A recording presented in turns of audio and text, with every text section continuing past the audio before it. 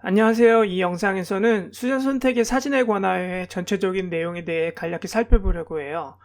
이 책은 총 7장으로 구성되어 있는데요. 1장부터 6장까지가 주요 내용이고요.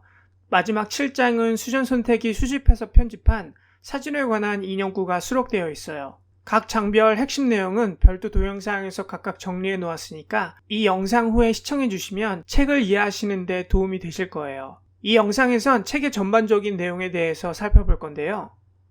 먼저 이 책에서 다뤄지는 핵심 질문은 과연 사진은 진실을 말할 수 있는가예요. 이 책이 출판된 1970년대 후반에는 사진이 대중매체로서 최고의 전성기라고 해도 과언이 아닐 만큼 그 이전에 비해 사진의 양이 급격하게 증가했고 사람들은 사진을 통해 국내뿐만 아니라 전 세계에 일어나는 일들을 보고 해석했어요.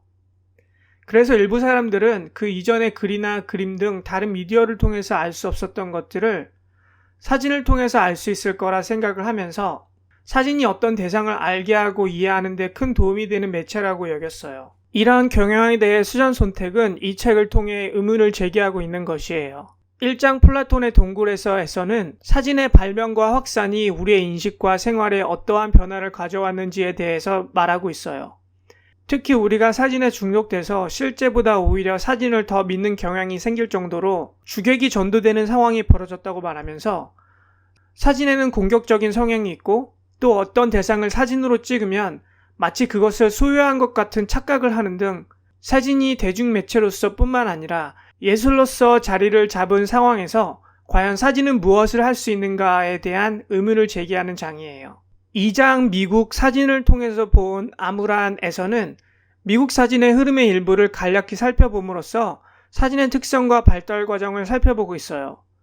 수전 선택은 미국의 문학과 문화에 큰 영향을 미쳤던 월터 휘트만의 민주주의적 관점을 미국 사진가들이 이어받으려 시도했다고 말하면서 그 대표적인 예로 워커 에반스와 뉴욕 모마에서 열린 두 차례의 성공적인 사진 전시, 그러니까 1955년에 모마 사진부 수석 큐레이터였던 에드워드 스타이첸이 기획한 인간 가족전과 스타이첸의 뒤를 이은 존 스카르스키가 큐레이팅한 1972년 다이안 아버스의 회구전을 그 예로 들고 있어요. 그렇지만 두 시도 모두 월터 히트만의 관점을 완벽히 구현하는 데는 성공적이지 못했고 그 이후 미국 사진가들이 월터 히트만의 관점을 사진으로 구현하려는 시도는 중단되었으며 결과적으로 미국 사진은 초현실주의의 경향으로 나아갔다고 말하고 있어요. 3장 멜랑콜리 오브젝트 혹은 우울한 오브제에서는 사진이 왜 초현실주의에 적합한 매체인지 설명하면서 이른바 부르주아라고 불리는 중간 계급들이 자신들의 현실을 넘어선 세상, 즉 상층 계급과 하층 계급의 현실을 이해하는 수단으로 사진을 활용했다고 말하고 있어요. 그러면서 독일의 사진가 아우구스트 잔더의 작업 우리 시대의 초상과는 달리 미국 사진가들은 어떤 대상을 과학적으로 혹은 체계적으로 촬영하기보다는 빠른 사회의 변화 속에서 사라져가는 것들을 무작위적으로 촬영하고 그 파편적인 사진을 통해 역사와 현재를 이해하려고 했지만 그와 같은 초현실적인 접근으로는 결코 우리가 맞닥뜨린 실제를 이해할 수 없다고 말하고 있어요. 안녕하세요. 무스의 뿔처럼을 운영하고 있는 띠오입니다. 사진 예술과 관련된 책을 좋아하신다면 저희 독서 모임에서 함께 읽고 토론하고 공감해 보는 건 어떨까요? 독서 모임에 대한 자세한 내용은 별도 링크를 참고해 주세요. 감사합니다. 4장 비전 히로이즘 또는 시각 영웅주의에서는 사진이 실제로 있는 그대로 드러내지 못함에도 불구하고 다른 매체들을 제치고 예술과 대중매체에서 주요 미디어로 성장했다고 말하고 있어요.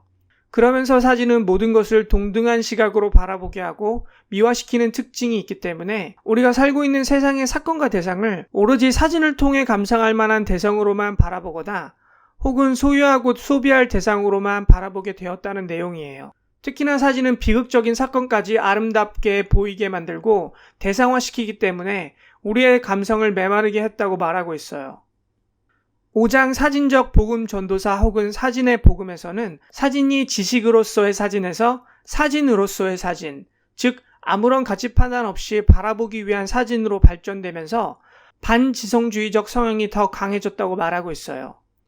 오직 대상을 바라보는 수단이 된 사진은 회화에 비해 그 취향이 덜 엄격한 성향이 있었고 모더니즘이 유행하면서 그 영향력이 더욱 확장되었는데요.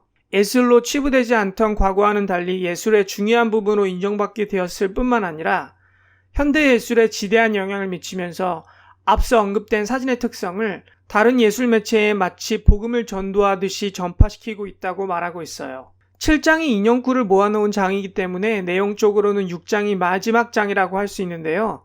6장 이미지 세계에서는 제목 그대로 이미지로 가득 찬 이 세상을 우리가 어떻게 바라봐야 하고 또 이미지의 범람에 우리가 어떻게 대처할 수 있을까를 고민하는 부분이에요. 플라톤의 우화와는 달리 이 세상은 실제와 그 이미지로 명확히 구분되지 않고 현실과 이미지가 상호작용하고 있다고 말하고 있어요. 또한 수잔 손택은 사진은 이전에 없던 예술이나 관점을 만들어내고 있다고 하면서 사진과 이미지가 자본주의와 소비주의를 확장시키고 공고히 하는 역할을 하고 있다고 말하고 있죠. 이런 상황에 대한 대처로 현실뿐만 아니라 이미지까지 아우를 수 있는 생태계를 만들어 나갈 것을 제안하고 있어요. 요컨대 수잔 손택의 사진에 관하여에서는 사진으로 시작해 이미지로 가득 찬 이 세상에서 사진이 가지는 한계는 무엇이며 우리가 사는 세상에 어떻게 작용하고 있고 그로 인해서 우리의 인식에 어떠한 변화를 가져왔는지에 대해서 사진의 본질적인 특성을 분석해가면서 살펴보고 있어요. 이 책은 애초에 학문적인 논문으로 발표된 것이 아니라 사진과 그 사진의 사회적 영향에 대한 단상들을 뉴욕 리뷰 오브 북스라는 평론 잡지에 기고한 칼럼들을 정리한 책이기 때문에 그 논지가 단선적이지 않고 정반합 구조의 변증법적 구조를 띄고 있는 데다가 그것을 또 번역한 내용이라 내용을 이해하는 게 쉽지만은 않은 책이에요. 전체적인 내용을 정리한 이 영상과 함께 각 장별로 핵심 구조를 통해 세부 내용을 살펴본 다른 동영상을 참고해 보시면서 조금이라도 그 심오한 내용을 이해하는 데 도움이 되었으면 좋겠어요. 오늘 영상 봐주셔서 감사하고 그럼 저는 다른 동영상에서 또 뵐게요.